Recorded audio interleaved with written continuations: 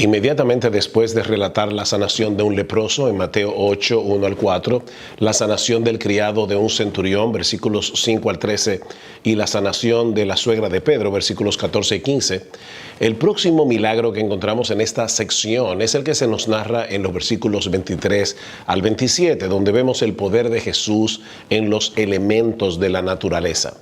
Pero antes de llegar allí, Mateo inserta en medio el relato de dos hombres que querían seguir a Jesús.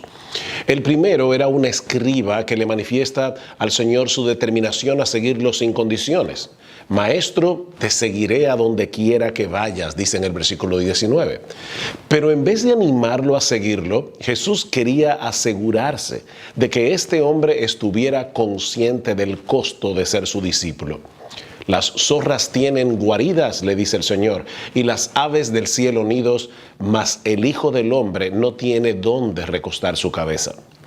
El segundo hombre de nuestra historia también manifestó interés de seguir a Cristo, pero denota que sus deberes familiares ocupaban el primer lugar en la lista de prioridades. Señor, permíteme que vaya primero y entierre a mi padre. Y Jesús le dijo, sígueme, deja que los muertos entierren a sus muertos.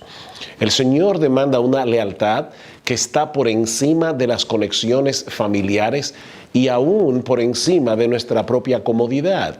Es imposible llegar a ser un discípulo de Jesús cuando no estamos dispuestos a colocarlo a Él por encima aún de nuestra propia vida.